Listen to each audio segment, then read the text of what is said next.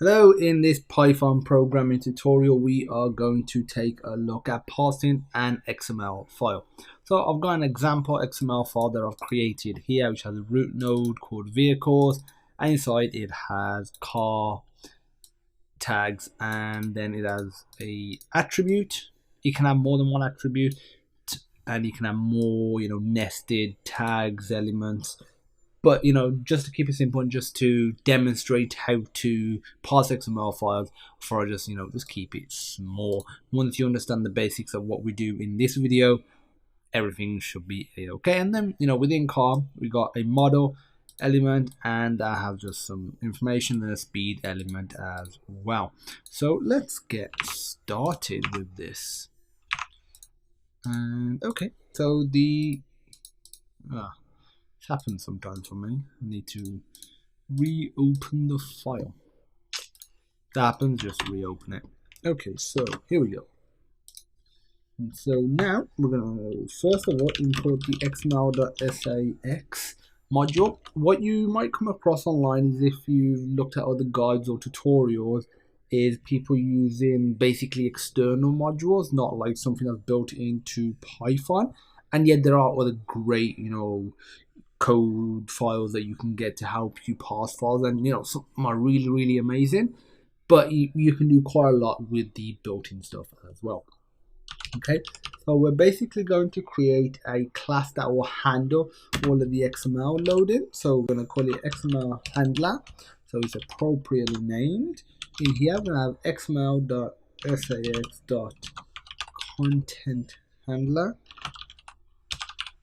And now we're going to define a method, and this is going to be the init method. Again, if you don't quite understand what we're doing with the class and this, like this method, we've already covered it within the classes section of this series, so feel free to go back and check that out. So self, again with the self keyword as well, we've already explained that. So first of all, we're going to self.current data. And this will allow us just to store the current data that we're processing when passing through the file, and that will then be assigned to one of these variables. So we've got self.speed, self.model, self.speed. Obviously, if you have more attributes, more tags, you can easily just extend this as you need to. So now we're going to do def start element. So this is when the element first begins. Self tag attributes, and I'm gonna self dot current data, and the data is going to equal tag, and if the tag is equal to car,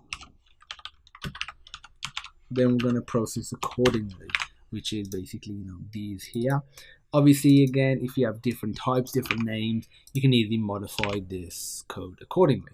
So what we're going to do is just print out. We are going to print just this out, car, just so we know we got like a new element. Now we're going to create a variable called name and assign it to attributes name.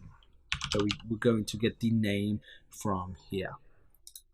We need a quotation mark to end it. Now we're going to do print name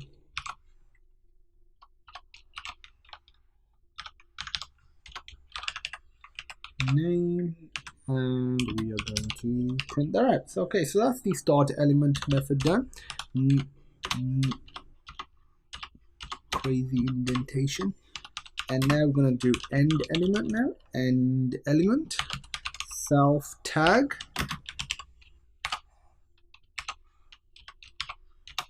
and now what we're going to do is if self dot current data equals model. So this is going to allow us to actually go through the tags within each of the basically each sub tag. So if it equals model, then we're going to do something accordingly. We're just going to print something out saying this is the model, but you can obviously change this up and add more functionality, call methods, that sort of stuff. we're going to say model self.model. Now we're going to basically do is else if. So if it's equals current data equals speed,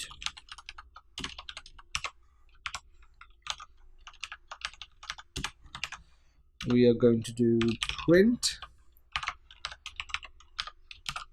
speed, and now we're going to do self.speed like so. And then finally, once we have finished with the check-in, we're just going to set the current data back to an empty string so we don't get any issues at all. So we'll do that, and now what we're going to do is create another method. I'm going to add a bunch of empty lines. So we're going to do def, going to be called characters. So when a character is actually detected in your file, this will be called. And now we're going to do if self.current data equals model. I'm missing a code right here. Self.model equals the content. So we're just getting it and applying it to this now. That should be called that as well. Missed that out. It's good that I scrolled up then just to show you. So now elif self.current.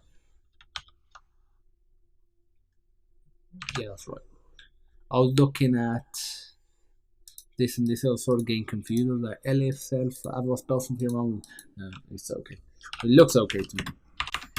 Equals speed print speed. No, sorry, we did that at the top. It was self.speed equals content, not minus content, equals content. That's it for the methods now. So what we're going to do is we're going to do if underscore name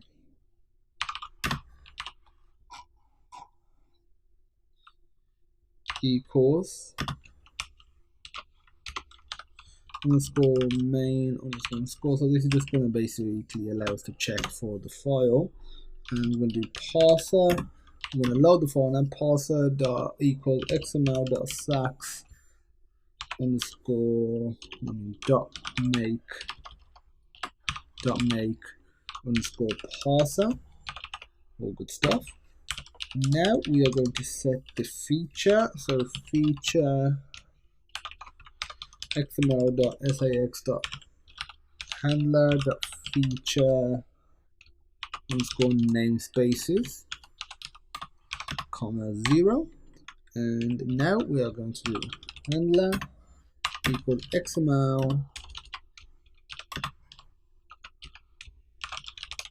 handler. So now that we actually created an object of it, now we are going to do parser dot set content handler, and I'm going to set it to this. So these are just some default stuff that you'll need to have in there.